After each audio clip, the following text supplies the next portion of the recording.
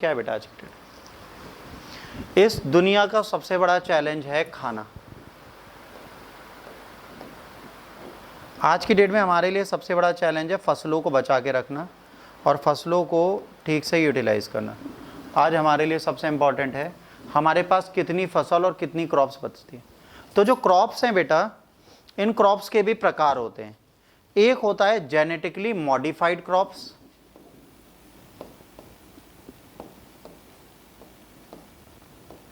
और एक होता है ट्रांसजेनरिक क्रॉप।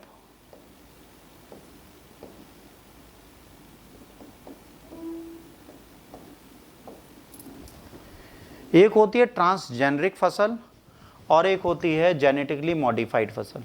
जीएम फसल और ट्रांसजेनरिक फसल, ये दो तरीके की फसलें पाई जाती हैं। ठीक है, यहां पर क्या इशू आ रहा है? यहां पर इशू आ रहा है एक ट्रांसजेनिक है और एक आपकी ट्रांसजेनरिक है और एक आपकी क्या है, एक आपकी जेनेटिकली मॉडिफाइड क्रॉप्स है। ठीक है, दो क्रॉप्स हमारे पास इस तरीके से आती हैं और दिखती हैं।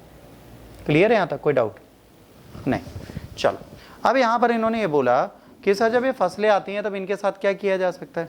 तो हमने कहा सर ये जो फसलें हैं, ठीक है, यहां पर क्या होगा, ये जो क्रॉप्स हैं इसमें सेम फसल की या मान लीजिए सेम वैरायटी की, मान लीजिए जैसे एक जगह सरसों पैदा हो रहे हैं और एक दूसरी कंट्री में सरसों पैदा हो रहे हैं, इन दोनों को मिला देना इस जेनेटिकली मॉडिफिकेशन। ठीक, बट किसी और प्रजाति को किसी और प्रजाति के साथ मिला देना इस ट्रांसजेनरिक। अच्छा, हमारी कंट्री में ये और ये साइमल्टेनियसली सेम माने जाते हैं। ट्रांसजेनेटिकली और जेनेटिकली मॉडिफाइड को हम सेम मानते हैं।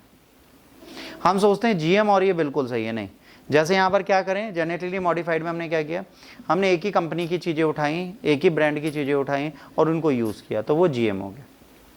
ठीक, और ट्रांसजेनरिक का मतलब हो गया जीन्स हमने लिवाइस की जी, शर्ट हमने स्पाइकर की ली, दोनों अलग अलग प्रजाति हो गई ना, यहाँ दिक्कत आएगी। तो अब यहाँ पर क्या होता है, अब जेनेटिकली मॉडिफाइड में क्या होता है, हम एक ही चीज़ के डीएनए को, डीएनए समझा चुका हूँ पहले डीएनए, इसलिए अब इस पे आ रहा हूँ, और इसके किसी पर्टिकुलर जीन की कोडिंग को हटाना और बिगाड़ना। हमने क्या किया, हमने यहाँ पर क्या किया, इसके डीएनए को चेंज कर दिया। हमने क्या किया, डीएनए को चेंज कर दिया। या तो चेंज करेंगे या बढ़ाएंगे, यहाँ पर दो चीज़ें होती हैं, या तो हम डीएनए को ऐड करेंगे या रिमूव करेंगे। Removing and adding R DNA is this. यहाँ पर क्या हो रहा है बेटा, किसी भी डीएनए को रिमूव करना या लगाना यहाँ पर आता है। ठीक है, अब रिमूविंग एंड एडिंग जो है इसी को बोलते हैं जेनेटिकली मॉडिफिकेशन। एक आपका डीएनए मुझे अच्छा नहीं लग रहा, मैं उसको हटा दूं, तो वो जेनेटिकली मॉडिफिकेशन आपके लिए माना जाएगा। तो genetically modification is nothing but removing और adding a certain part of our DNA. बेटा इसकी ब्राइटनेस की बात नहीं है, वो जिस कलर से लिख रहे हैं इसलिए आपको लग रहा है, ऐसा और कुछ नहीं है इसमें। जब मैं पास आता हूं ना तो वो क्या करता है, वो ऑटो फोकस ले लेता है, इसलिए आपको लगता है ब्लरनेस नहीं होगी। अगर मैं यहां खड़ा हूं तो आपको सब क्लियर दिखेगा। ये देखिए आगे डार्क, वो प्रॉब्लम ब्राइटनेस की नहीं है, वो ऑटो फोकस लेगा ही लेगा, वो ऐप की प्रॉब्लम होती है, ऐप ऑटो फोकस लेगा बार बार, हम कुछ नहीं कर सकते। ठीक, वरना हम नहीं दिखेंगे आपको, फिर हम ब्लर हो जाएंगे। तो यहां पर समझ रहे हैं जेनेटिकली मॉडिफिकेशन का मतलब क्या होता है। जेनेटिकली मॉडिफिकेशन का बेसिकली मतलब यही होता है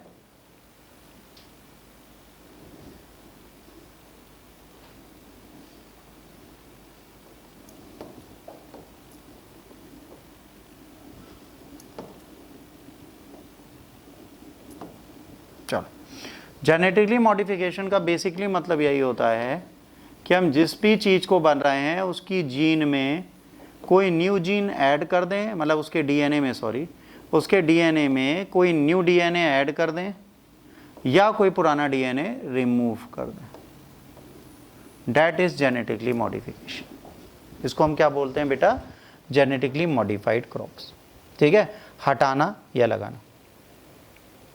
ठीक, जनरली क्या होता है, एक स्पीसीज से दूसरी स्पीसीज में, एक स्पीसीज से दूसरी स्पीसीज के बीच में होता है, तो इसको बोलते हैं जीएम।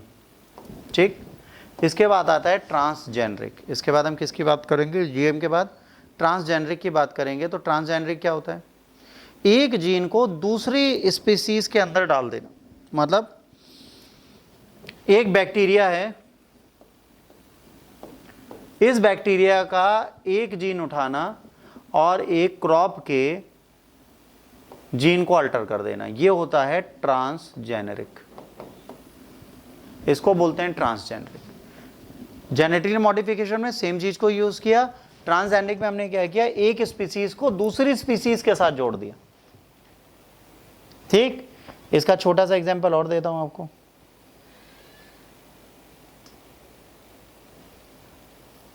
बट हमारी कंट्री में जेनेटिकली मॉडिफिकेशन और ट्रांसजेनरिक को हम एक दूसरे के साथ बदल बदल के यूज करने लगते हैं। अब यहां पर जेनेटिकली मॉडिफिकेशन और ट्रांसजेनरिक में अंतर क्या है समझो। ट्रांसजेनरिक का मतलब हो गया, अगर टाइगर और लॉयन इन दोनों के बीच में फ्यूजन होता है तो क्या पैदा होगा? लाइगर होगा। That is ट्रांसजेनरिक।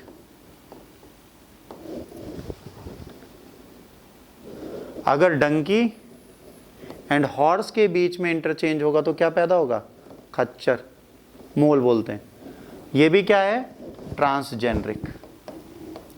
और मजेदार बात है, ट्रांसजेंडर के साथ ही ट्रांसजेंडर भी। खच्चर रिप्रोडक्शन नहीं कर सकता, लाइगर कांट डू रिप्रोडक्शन। ये दोनों रिप्रोडक्शन नहीं कर सकते। क्लियर? अगर एनिमल्स में होता है तो ऐसे होता है। अब जैसे हमारे यहाँ देखा जाए, अगर ट्रांसजेंडरिक का और यूनिक एग्जाम्पल लेना है, मैं किसी रिलीजन की खातिरदारी नहीं कर रहा, किसी की बुराई तारीफ नहीं कर रहा, उसको उस तरह मत लेना। अगर हम कहें ट्रांसजेंडरिक हैं तो हमारे यहाँ गणेश भगवान ट्रांसजेंडरिक माने जाएंगे। हुए ना ट्रांसजेंडरिक? डीएनए दो लोगों के हुए। वैसे ही आपके कई सारे ग्रीक गॉड्स हैं जिसका पैर इंसान का है, सर घोड़े का है, या सर घोड़े का है, या पैर घोड़े के हैं। ये सारे जो हैं ट्रांसजेंडरिक प्रजाति के पाए जाते हैं। ठीक, अब यहाँ पर क्या है, हमें जो पढ़ना है वो हम आपको बताते हैं। आज हमें अगर क्रॉप्स के बारे में बात करनी है तो क्रॉप्स में हमें क्या क्या पढ़ना पड़ेगा? हमें पढ़ना पड़ेगा बीटी कॉटन।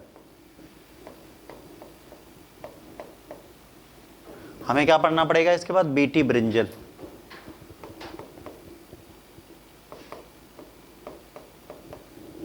हमको क्या पढ़ना पड़ेगा इसका? GM mustard. हमको क्या पढ़ना है? GM mustard. फिर हम क्या पढ़ेंगे बेटा? फिर हम पढ़ेंगे जीएम राइस। फिर हम पढ़ेंगे बेटा जीएम राइस। फिर हम पढ़ेंगे ट्रांसजेनरिक राइस।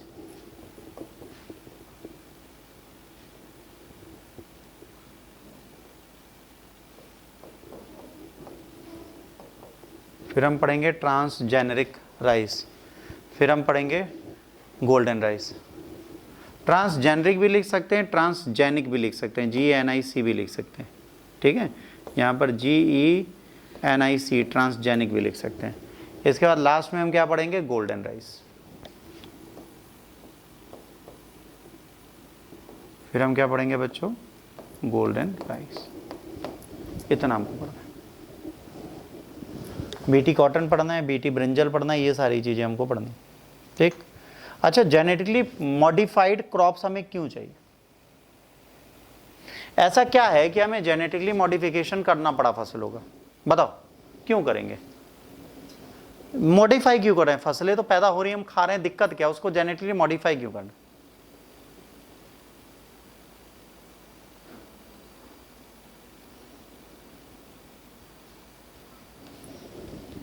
तो अगर मेंस में कभी क्वेश्चन आए कि जेनेटिकली या ट्रांसजेनरिक क्रॉप्स हमें क्यों चाहिए, तो पहला होगा पेस्ट रेजिस्टेंस। हमको क्या चाहिए? कीड़ों से सुरक्षा चाहिए।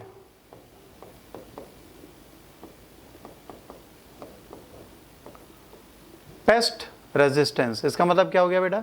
लेट सपोज एक फसल लगी है बच्चों हमारे यहाँ, और ये फसल लगती है तो इसको कीड़े खा जाते हैं, और हमें इसके लिए छिड़काव करना पड़ता है। हाइब्रिड सीड हाँ उसके heavy sheets, disease free plants, अभी उस पर भी आ रहे हैं, ये अलग चीज़ है।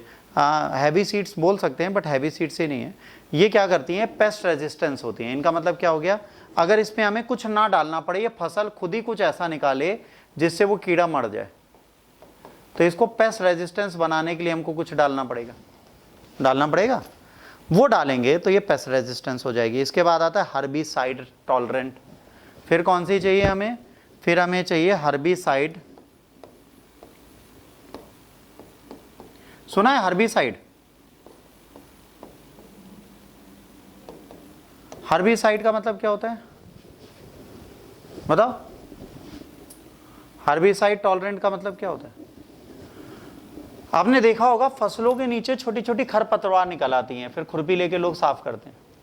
अगर उसकी जड़ों में कुछ ऐसा हो कि उसके आसपास कोई हर्ब निकले ही ना, तो फसल को सारे न्यूट्रिशन मिल जाएंगे। जैसे क्या कहा जाता है, अगर कोई फसल उगी है उसमें अगर घास उगाए बड़ी बड़ी, तो फसल खराब होने लगेगी, नहीं खराब होगी? तो हमें क्या कोशिश करनी है, हमें ये कोशिश करनी है कि उस फसल के आसपास कोई घास आए ना कभी। अगर उसके आसपास कोई घास नहीं आएगी तो हमें फायदा मिल जाएगा। तो हम कोशिश क्या करेंगे, हम कोशिश करेंगे कि हम एक हर्बिसाइड टॉलरेंट फसल बनाएं। फिर बायोफोर्टिफाई,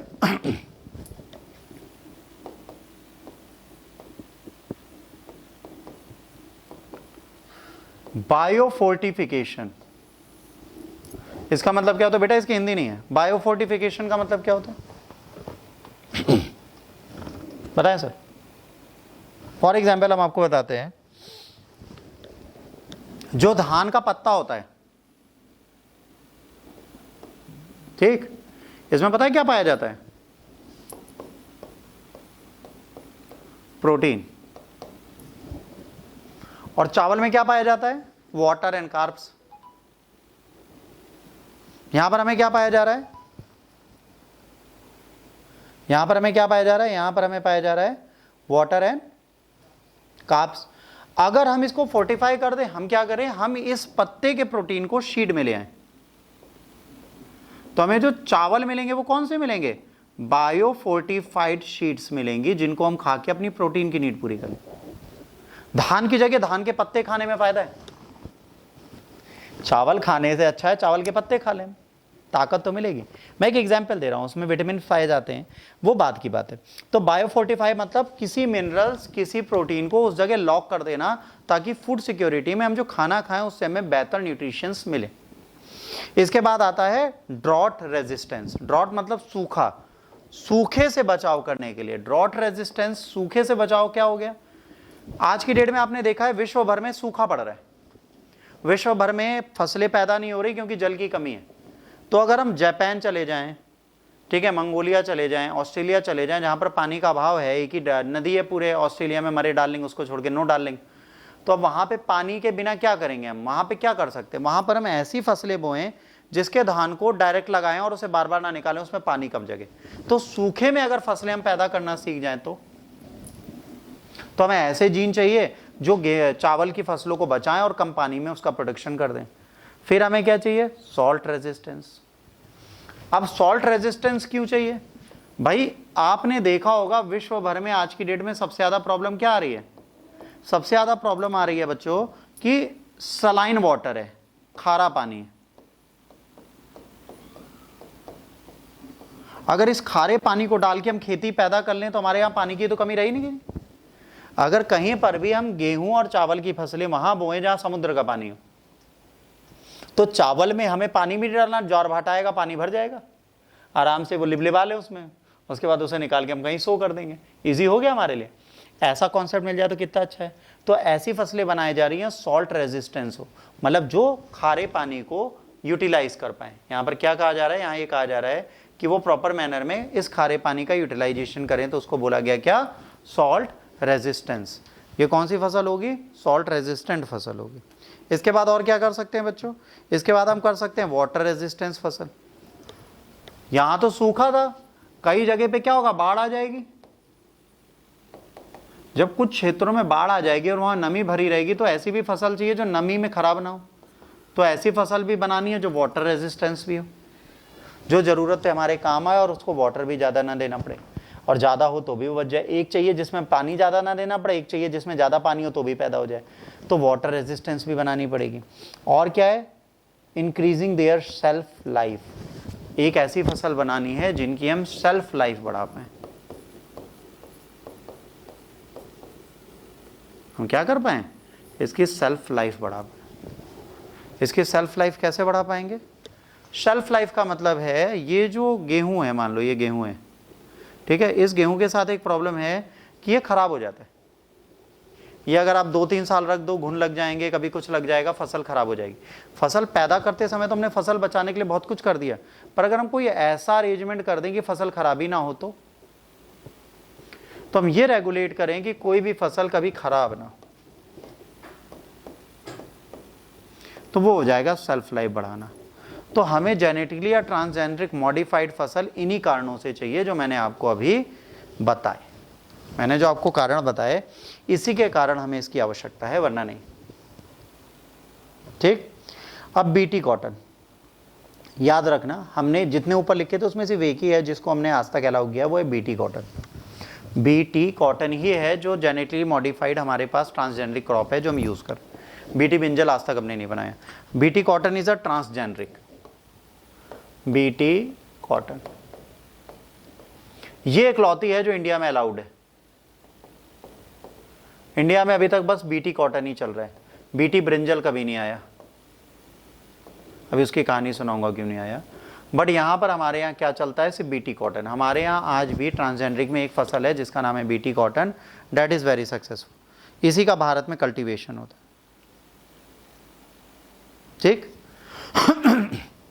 अब यहां पर बेटा 2 वर्ड आपको मिल रहे हैं ना,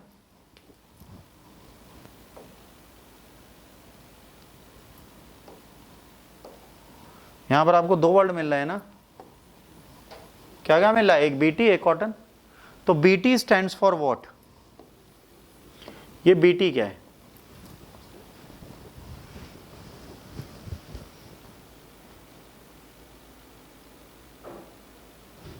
BT stands for a soil bacteria. ये मट्टी में पाए जाने वाला क्या है, एक बैक्टीरिया है। ये क्या है? It is known as soil bacteria. इस बैक्टीरिया का नाम क्या है? बैसिलस।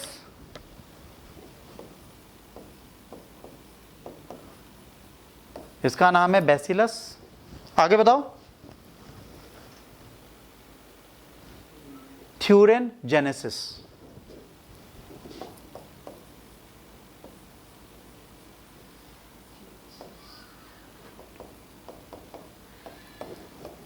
तुम कहां से देख रहे हो?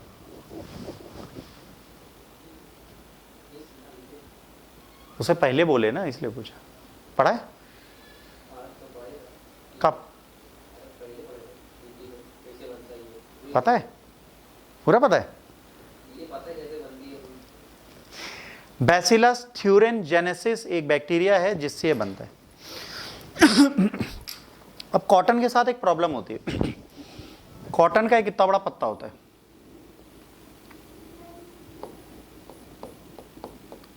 इसमें लार्वा पैदा होता है। लार्वा मतलब जो तितली होती हैं उनके बच्चे भी, रेशम के कीड़े भी। अब ये क्या करते हैं, रेशम के कीड़े होते हैं, बहुत क्यूट से कीड़े होते हैं, ऐसे रेंगते हुए फर वाले कीड़े होते हैं। अब ये इन पत्तों को खा जाते हैं। इनका काम है भोजन लेना, तो भोजन ले रहे हैं, पूरा भरपेट खाना खाते हैं, पत्ते सड़ जाते थे। अब जब पत्ते सड़ जाते थे तो क्या होता था, ये कीड़े पूरी फसल खराब कर देते थे। तो हमने क्या किया, हमने बीटी के लिए एक बैक्टीरिया लिया जिसे बोला गया क्या, थ्यूरेनजेनेसिस। ठीक है, बैसिलस थ्यूरेनजेनेसिस। अब ये जो हमने बैक्टीरिया लिया, इस बैक्टीरिया के डीएनए में, ठीक है, इस बैक्टीरिया के डीएनए में एक